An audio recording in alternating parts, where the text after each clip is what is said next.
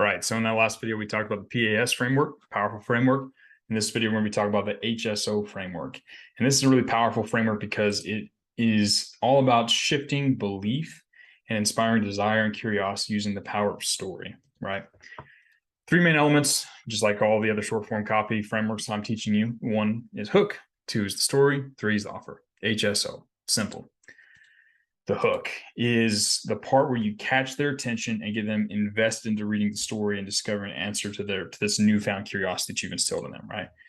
Usually it's based around one really strong fascination. This is the bribe you're going to use to get them to read the story and open themselves up to being influenced by you, right? You're about to launch into a story. You need to earn the right or sort of bribe them to engage with the story. You do this with that main hook. Simple fascination, which you've practiced many times by now. Once you've earned the right to tell them a story, you then launch into the actual heavy lifting part of the copy, which is the story. Now, humans, you have to understand, humans have evolved to learn, absorb information, change their beliefs, and make decisions through the power of stories, right? You have to think about it. For like thousands and thousands and thousands of years, before writing even existed, our ancestors transferred knowledge, values, and information through stories, right? If you look at books of scripture, like the Bible or other books of scripture, like a big chunk of it is stories, because stories, apart from like an actual sermon that's like, teaches something, a story can shift beliefs and shift and inspire and guide people really effectively. It's how we've evolved to pass information. So you can use story as well as a copywriter, right? One of the cool reasons that stories are so effective are that they allow the reader to sympathetically experience the same emotions and transformations as the characters inside, right? When you watch a movie, you sort of experience the same emotional roller coaster as the reader, right? You experience the same terror, the same excitement, the same happiness, the same sadness. Obviously not as to the same magnitude, but you kind of you're along for the ride, right? Which is powerful, right? Because this allows you to, as the person telling the story, you can resonate with the reader, you can shift important beliefs, but with different elements inside the story, and you can direct them to take action, all by how you tell the story, how you orchestrate the story. Now, basically all moving human stories, the stories that really move people, they all follow the same, what's called hero's journey, right? Now, it's a cyclical sort of process, right? And if you think about any any major story that you've grown up like with, or you've watched as a person, right? Um, Anything that's involved a hero, you think of the Batman movies or anything like that, they follow this pattern, right? There's the call to adventure. Well, first of all, like, people live in this known world and then they venture into the unknown worlds, right? So Batman's living his nice little cushy life as a kid. Parents get killed. He's called to go and become the Batman, to go and like do this. So he steps into the unknown world. He faces all these challenges and temptations, difficulties, ups, downs, but then he reaches this moment of absolute failure where all seems to be lost. That's where he rises to the occasion, like achieves what he needs to do, is able to be successful, and then he comes back to Gotham City with all the power that he gained, right? And it kind of, the process repeats itself. Obviously, heroes' journeys kind of go up and down. They continue, and there's different peaks and valleys over like, someone's life or a series or something like that. But the same pattern is, this is how you tell stories, right? And in a short form copy, you might not use all of these elements. You might kind of do some of these in the fast forward and skip this part or skip that. But this is basically the arc that every story needs to follow.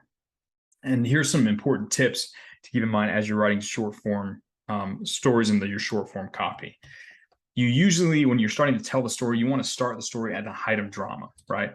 If you want to capture the reader's attention right off the bat, one of the best ways to do it is to start right there at that moment where all seems to be lost, the biggest, scariest, most dramatic part of it. Because if you start with that and then you start back and then you go back in time and lead up to that point, you notice a lot of movies, a lot of things do this. They start at the very beginning of, like, the moment where it all seems like all hope is lost, and then they'll go back and tell the whole story that leads up to that moment and then go beyond that, right? It's a powerful tool to grab someone's attention, right? Think like Bond film trailers, right? Like when you watch a trailer for a Bond movie, Like there's these little clips where he's in danger, he's successful. There's these little high dramatic points. You get little tiny clips, little glimpses. You don't know how he got there, but you're curious, and that's why you go see the movie, right? So you can start the story at the very height of drama if you want to capture their attention. Another thing you want to keep in mind when you're doing this, you want to make sure that the main character is actually relatable to the reader. Like it's important, like sure that there's some aspirational elements, like they want to become like this. Whoever's telling the story, whoever the character is, like they would like to become like this person because they've been successful where they haven't. But the reader needs to be able to identify with that main character, right? At least at the beginning of the story, they need to be able to see themselves as that character. They need to feel like they relate to that character for them to be able to emotionally invest in sort of riding along that emotional roller coaster of the story, right? So they can actually experience the shift in beliefs and the desire and stuff like that. A really easy, you need to make sure your avatar and your main character match, right? You guys probably all know this, right? Like if you're a young man and you're watching a movie where the main character is a young girl, usually it's a little harder to get involved with that versus a story where the main character is a young man like you, right? We're able to relate to people who are like us. You want that story and the character in your story to relate to your avatar, or to have the avatar be able to relate to them. One thing that you can do is you could skip parts of the story to create intrigue. So like if you lead the reader right up to the point of despair or all hope is lost, right? And then you hint that something happens or something transpires, and you skip to the fast forward to the point where they're living the dream. Let's say it's fat loss, right? And we're working with our good friend Amy that we used as an example in these previous little videos. So let's say Amy, she's trying to lose weight. We tell a story about Amy, how she decided she wanted to lose weight. She tried this, she tried that, nothing seemed to work. She stuck on the scale, and it seemed like all of a sudden she found out she gained 10 pounds instead of losing 10 pounds. She just like crumpled in the couch and cried for hours and hours and didn't think she'd ever be happy. And then you say, but then fast forward 5 years, or fast forward 60 days from then, I stepped on the scale and I weighed 40 pounds less than that. I was at my high school weight. I smiled from ear to ear, and I was so glad I had finally discovered the secret to my success, right? Then that little gap, that little fast forward part creates an instant information gap, right? The reader now is going to have a lot of curiosity to say, well, what happened? What did Amy do to go from this to that? We have this part of the story and we have that part of the story. Where are the missing details, right? That information gap will create a lot of curiosity, and then you can capitalize later in this next section, which is the offer, right? So once you've grabbed their attention, you've told the story, you've taken them through a little part of the hero's journey, you've got them interested in either following the hero and doing what the hero did to get what they got, or they're curious about how the hero did that and are now want to go learn it. Depends on which way you now present them with an offer, right? So once you reach this part of the copy, you simply direct them to take action to either, calm their heightened curiosity. Here, click this link, go find an answer to your question, discover how Amy went from crying on the couch to, making her high school weight in 60 days. Or you direct them to follow the path of the character. So if you tell the whole story and actually say what they did to escape that moment of despair and reach the dream goal, then you then say, hey, click here to use the technique, use the blah, blah, blah technique that Amy used and reach your high school weight too, right? You then ask that you didn't offer them to take the path that's going to give them the same result and to follow that same hero's journey that they experienced when they read the story, right?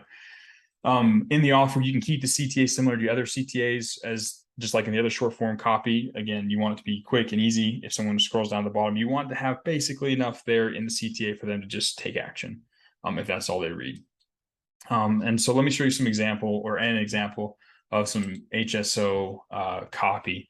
Now I'm just going to show you an email. Again, I've already shown you how to adopt this to Facebook as an Instagram. It's just easier to show you an email right now so you can get a feel for it. The yellow is the hook, the story is in blue, and the green down here is the offer, right? Simple one line. So I'm going to read it just so you can get a feel for it. The subject line, again, this is part of the hook. I hung up the phone and just stared. Earth-shattering moments can go either one of two ways. Again, this is starting at sort of the height of drama, right?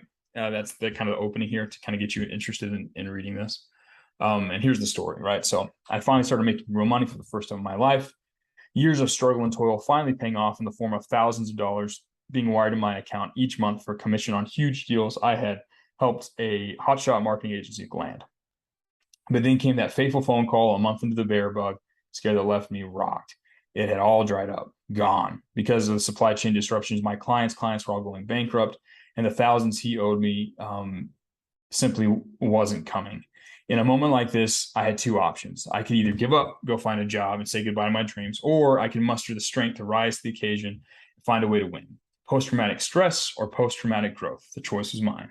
Thankfully, I had just stolen a set of mental models that not only gave me the key to bounce back from that dire moment and 10x what I'd been making before, plus reinvent every aspect of my life from the ground up. And I have my friend Andrew Tate to thank for that. Discovered the exact mindset tool I stole from Andrew Tate to build my own success, right?